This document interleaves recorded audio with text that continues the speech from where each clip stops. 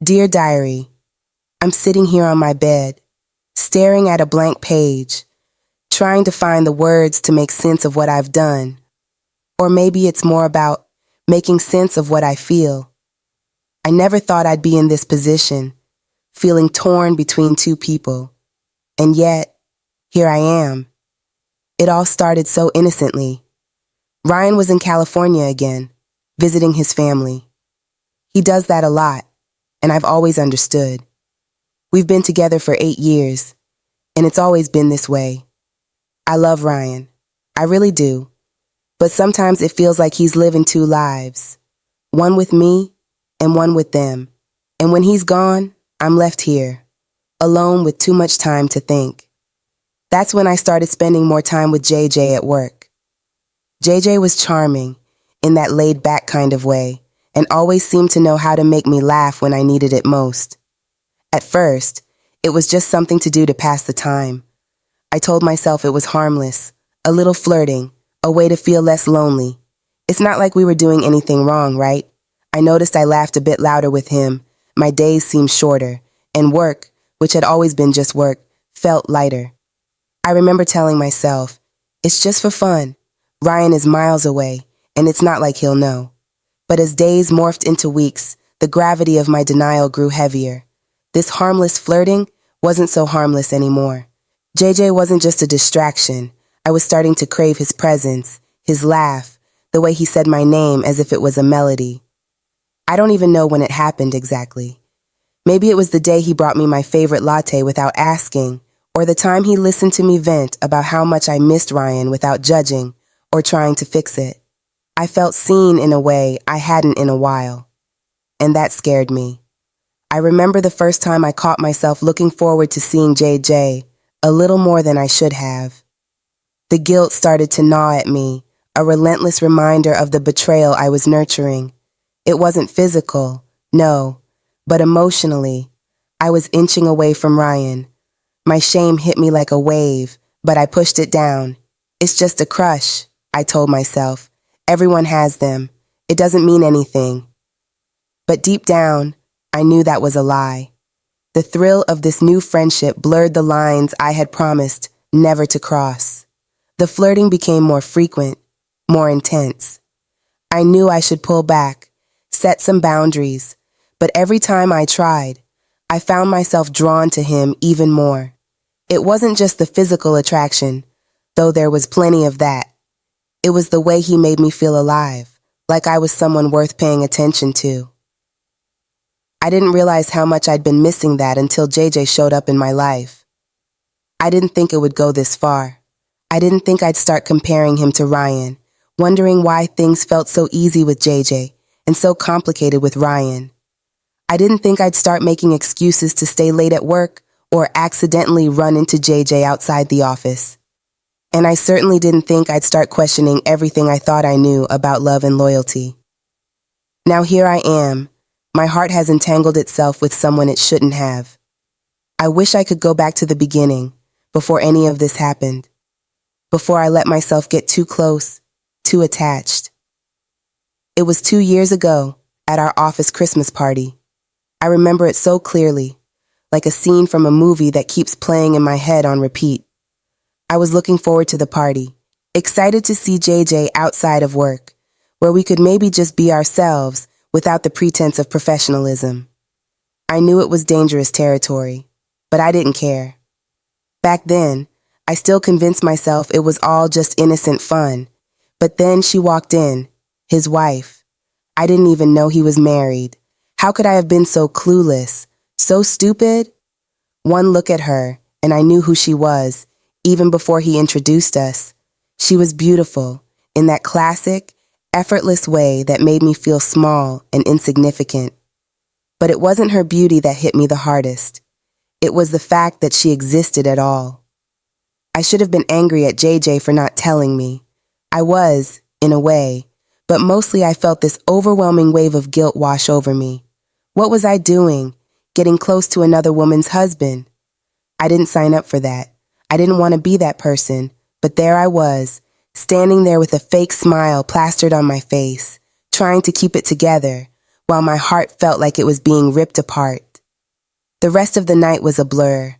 I don't remember much after meeting her, except for the gnawing feeling in my gut and the way I couldn't shake the image of them together out of my head. When I saw them talking and leaving the party together, it felt like a dagger to my chest. I knew I had no right to feel that way. She was his wife, not me, but it didn't stop the hurt. I walked away from that party feeling emotionally torn, like I was caught in a web I didn't know how to escape. I told myself I had to pull back, to put some distance between us, but every time I tried, something would pull me back in. It was like this invisible force drawing us closer, and maybe that was just the excuse we were both using. The situation with our respective partners, the fact that Ryan was always away, and that JJ was tied up in a marriage that seemed more like an obligation than a partnership, became the perfect backdrop for whatever it was we had going on. We never talked about it, never acknowledged the elephant in the room, but it was there, lurking in the shadows of every conversation, every lingering glance. I wish I could say I was strong enough to walk away, but the truth is, I wasn't. I let myself fall deeper, convincing myself that it was okay because we were both in complicated situations. But deep down, I knew it was wrong. I knew that every moment I spent with JJ was a betrayal, not just to Ryan, but to his wife, to his children, and even to myself. Now, I'm left with this mess of emotions, trying to figure out how I got here and how to get out. I don't know what's worse, the guilt of betraying Ryan, the anger at JJ for not being honest with me from the start, or the sadness of realizing that I've become someone I don't even recognize. I keep telling myself that I'll put an end to it, that I'll finally let go, because I can't keep living like this, torn between what's right and what feels good in the moment. I owe it to myself and to everyone involved to finally make a decision, no matter how painful it might be. Maybe tomorrow I'll find the strength to do what I know needs to be done. But tonight, all I can do is write and hope that somehow, in the midst of all this chaos, I'll find some clarity. Feeling guilty, Ashley. Dear Diary, another day has passed, and I wish I could go back to the beginning, before any of this happened, before I let myself get too close, too attached, but I can't, and now I have to face the consequences of my actions, whatever they may be. I don't even know where to start. I feel like my world's been flipped upside down, and the only person I can talk to is you, Diary. Today was a blur, a whirlwind that ended with me here, sitting in the quiet, thinking about a new life that's barely begun, inside me. I never thought I'd be writing these words. I passed out at work today. I remember feeling dizzy, and then James was there, his hands on my shoulders, looking at me with that worried look he gets sometimes. The next thing I knew, I was waking up in the hospital bed, and he was by my side.